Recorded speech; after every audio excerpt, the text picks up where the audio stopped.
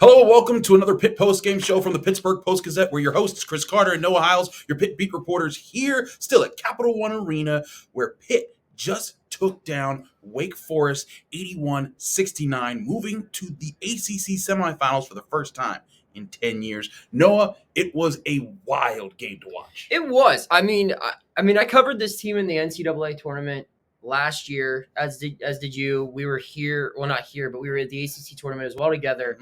But I actually felt a little anxious watching courtside today. Not that I have any impact or whatever. You cover the team. On the team. Well, it's just like I could just feel the tension from Pitt's bench. We were 2 rows away. You could feel how big of a game it was to the players, to the coaches and everything, to the fans behind us. It just felt like a win or loser leaves town game. Yeah. And man, did Pitt execute in that situation. Absolutely, they did execute. And if you weren't able to get to here to DC, the best place to go watch it in Pittsburgh is Mike's Beer Bar, the best bar in all of Pittsburgh. When you go to Mike's Beer Bar, they have over 500 different available beers. 300 of those beers are from the local area, and 80 of those local beers are available on tap. More on them later. Noah, let's get to our good, bad, and ugly. I'll let you take the good because there's a really good. There was. Ishmael Leggett was just unbelievable today. 30 points, 8 rebounds, 5 steals. That's 2 career highs. Yes. In steals and scoring for Pitt, at least. I think he had a 30-point game at Rhode Island as well. But my goodness, I mean, it was clear that he was the best player on the court today. He checked in with less than 3 minutes into the game. And early on, I think Pitt turned the ball over 3 times in the first 3 minutes. They did, yes. And he brought stability to that team. He scored 8 of their first 15 points. He scored 10 of their final 18 points. He was a guy who was scoring from all over the floor, hitting threes, driving to the lane, things we've seen him do time in and time out. But I mean, the cliche, when you're filling out a bracket, you want to pick the veteran guard play is what everyone likes to joke about. But I mean, it was true there. And not to say that Lowe and Carrington weren't good. They were fine. I mean, Lowe, I thought, played a pretty good game. Carrington was hit or miss at times. Leggett, though, was just on another level. And without him, Pitt really didn't have a chance today, I don't think. He was the difference maker on both sides of the floor. And he was from the moment he played his first second to the final buzzer. Absolutely. Those 5 steals were huge. And I'll say my good is the toughness that this Pitt team showed. And that's what I wrote about in my post-game analysis. Yeah. And Ishmael very much personified that. There were so many driving layups where he would get hit by 3 different guys and still make the layup and get up without a whistle and just be like, let's keep going. Or even when another teammate turned the ball over and you'd see him be the first one getting down the court, let's stop the ball. There were at least 4 possessions that I counted where Pitt committed a bad turnover that should have led to fast break points, but the Panthers got back in time to stop it. They were mentally and physically tough, which is something that I don't think they were nearly enough when they lost to Wake Forest 91-58, but just about a little over a month ago in Wake Forest. And that was something that Guillermo Diaz-Graham talked about. That was something Zach Austin talked about, Jalen Lowe. They all were talking about it. The last time we played this team, we didn't control the ball. We didn't hold on to the ball enough. That kind of stuff, very important in this game. You saw it come to fruition. And I'll say this, Bub Carrington did not play his best game, but defensively, when I was looking back, the things he did to limit Hunter Silas, he ended up with 15 points, little under his season average, but only 3 of them came in the first half, and that's what helped Pitt build a lead. It was a good defensive effort, a good offensive effort, and all of it from a growing toughness in this young Pitt team. Yes, and to build upon, that toughness, I think it's that exact toughness that allowed Pitt to survive my bad, which was that run Wake Forest went on in the second half. I mean, Carter, with just under 11 minutes left to go, Pitt was winning by 19 points. Yep. I started writing my game story as if it were a blowout. But man, oh man, did that change. They came storming back. They started hitting big shots. Pitt kind of went cold from the floor if your name wasn't Ishmael Leggett for a while. And it got as close to a 3-point game. Hinson kind of made it out of reach again with a putback bucket just under 3 minutes left. It never got to be a 1-score game after that. But there was a series of minutes there where it looked like Pitt was going to let this slip away. Yeah. And it would have been drastic. But that mental toughness that you talked about and the physical toughness, the battle to get in position for that putback basket by Hinson, to, box out and get the rebounds and not allow second, third chance opportunities for a team that's clearly bigger and stronger than them physically. Absolutely.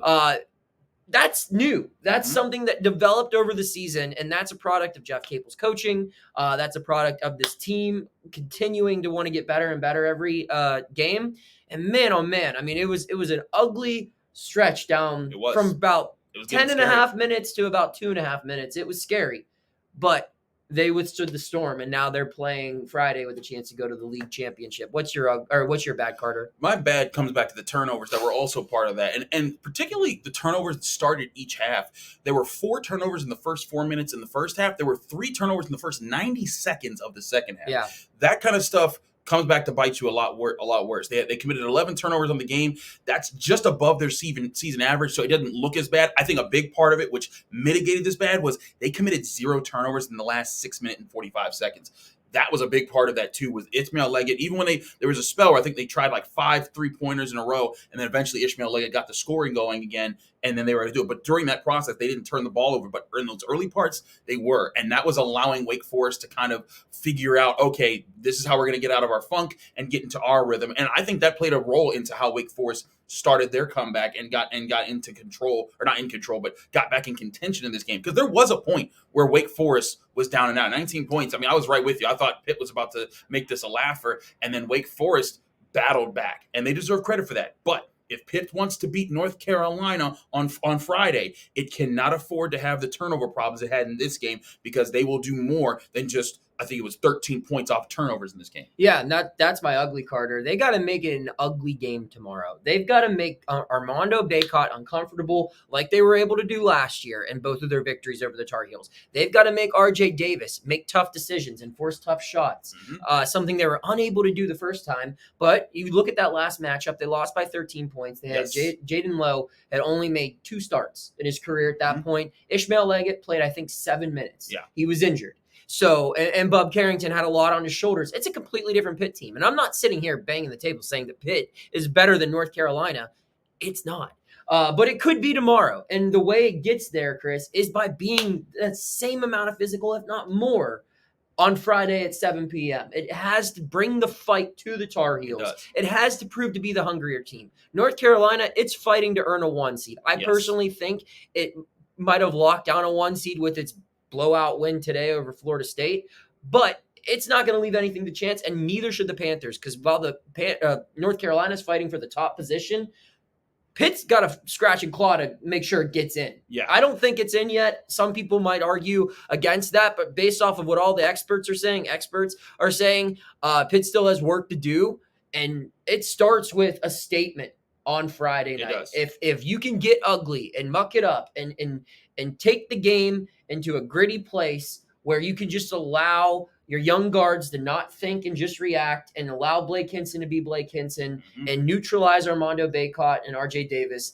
Pitt's got a shot. I think so too. And my ugly is where Pitt would have been without this win. Right. Because as good as this team, it feels to talk about this team. I mean, here's the thing. This is still a team that's grown so much, has so many positive things going for it. Without this game, Pitt's out of the tournament. They're not in that conversation, and then they're looking at NIT, and that would just have felt like such an anticlimactic way to end this season. Granted, they could still be put the NIT, right? But to your point, I think, like, if you talk to either of us, if we were bracketologists, I think both of us would put Pitt in there based off of if we were the decision makers, but we're not. We're not. And one thing, as I wrote in the piece that I put in the Post-Gazette Thursday morning, we talked to several of the premier bracketologists, Joe Lunardi included, and one thing Joe Lunardi said, like, look, if they beat North Carolina on national television Friday night, that will get people talking. That will get the on-air people talking about Pitt's name, saying, hey, how can we leave that team out? They beat Duke and North Carolina and Virginia, all 3 of the teams that were seated above them.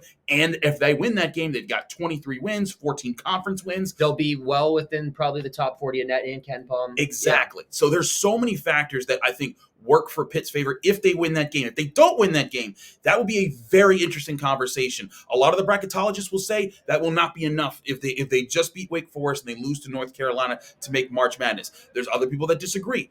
That will be a debate to be had if they lose Friday. But if they do not, this is a tournament team, in my opinion. Yeah, or you could take it the whole way. To quote Major League, win the whole effing thing. That's how you got to do it. That's what Blake Hinson talked about. And we've got a lot more coverage coming your way. There will be more stories you can read at post-gazette.com. We'll have a ton of analysis. We'll have post-game analysis for you on Friday night after the ACC semifinal. I'm about to choke on my own throat here. So, Carter, you go ahead and finish ACC away. semifinal. We will be there 7 p.m. Tune in on TV to follow along with the game. I'm Chris Carter. He's Noah Hiles. Thanks again to Mike's Beer Bar for sponsoring this podcast. Remember, you can go there on the North Shore of Pittsburgh, right across from PNC Park. There were 20 televisions. So if you want to catch all the conference tournament games, you can do it right there, including in March Madness, where maybe Pitt will be dancing in just a little bit here. We're back tomorrow evening from right here in this arena where Pitt will be taking on North Carolina for the Pittsburgh Post-Gazette. Chris Carter, Noah Hiles. We'll see you there.